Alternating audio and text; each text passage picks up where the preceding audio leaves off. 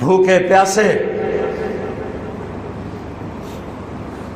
کہ گرمی کے روزے آتے ہیں 12 گھنٹے پیاس میں آدمی تڑپ کے رہ جاتا ہے۔ تمہیں خبر ہے میرے نبی کی اولاد 72 گھنٹے پیاسے، پیاس کی شدت، پانی کا قطرہ نہیں، اور آگے انسان کی شکل میں درندے کھڑے ہوئے ہیں۔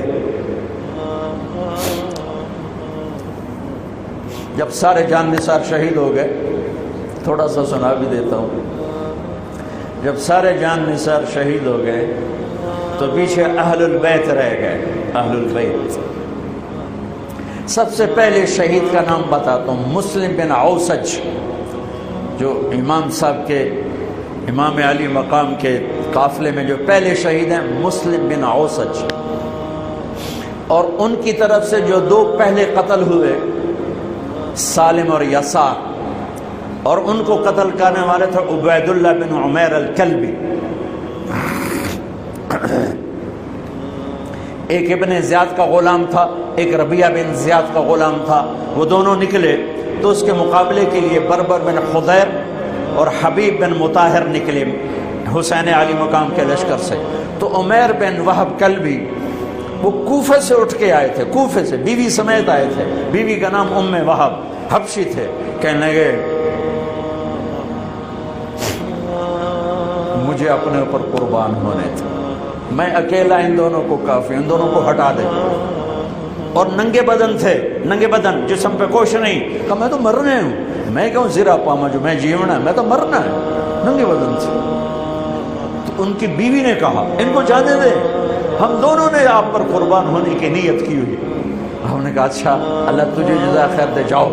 تو اس اکیلے نے دونوں کمبختوں کو جہنم میں پہنچا دیا، سالم اور یسار۔ تو ان میں سے ایک آدمی بولا یہ مرنے آئے ہیں، اگر اکیلے لڑو گے تم سب کو مار دیں گے، اور تسی تو جیون دے طلبگار ہو، مرن دے طلبگار ہیں، مرن والے نو مارنا کوئی سوکھا کام ہوندا ہے، وہ ان پر کٹھے حملہ کرو۔ پھر حملہ عام ہوا تو پہلے شہید ادھر سے مسلم بن اوسج، جب وہ گر رہے تھے تو کہہ رہے تھے حسین کی حفاظت کرنا جب تک سانسوں میں سانس باقی۔ آپ کے لشکر میں ادھر زہیر بن القین، یعنی رائٹ سائڈ پر زہیر بن قین ایک چھوٹا جھنڈا، لیفٹ سائڈ پر حبیب بن مظاہر ایک جھنڈا، درمیان میں آپ کے بھائی عباس بن علی جن کے ہاتھ میں بڑا جھنڈا تھا، اور بڑا نشان کا جو علامت تھا وہ عباس بن علی کے درمیان میں تھا۔ 32 گھوڑ سوار تھے اور 40 پیدل تھے۔ جب انہوں نے پہلا حملہ کیا تو 32 نے 3000 کا منہ پیچھے کر دیا۔ تو ابن زیاد نے کہا پہلے ان کے گھوڑوں کو مارو، ان کے گھوڑوں کو مارو۔ تو 500 تیر اندازوں نے کٹھے ان کے گھوڑوں پہ تیر چلائے تو سب کے گھوڑے گر کے ختم ہو گئے۔ پھر ساری پیدل ہو گئے، تو پھر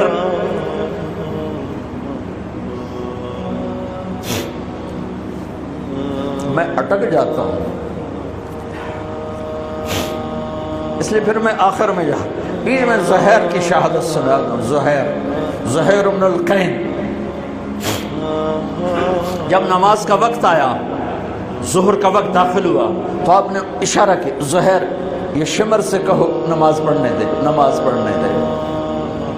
ہاں، اگر 1439 سال میں نماز کی معافی ہوتی تو اہل کربلا کو ہوتی، لیکن حسین نے سجدے میں سر رکھ کے بتلایا کہ نماز نہیں چھوٹ سکتی، سر کٹ سکتے ہیں۔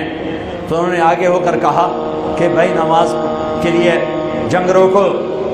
تو کوفی لشکر کا ایک سردار تھا حسین بن نمیر، اس نے کہا تمہاری تو نماز قبول ہی نہیں ہوتی۔ تو انہوں نے کہا لعنت تجھ پر، تیری نسلوں پر، جس گھر کی تو فعل نماز ملی انہی کی نہیں ہوتی اور تمہاری ہوتی ہے۔ تو واپس آ کر کہنے لگا کہ وہ نماز کی اجازت نہیں دے رہے۔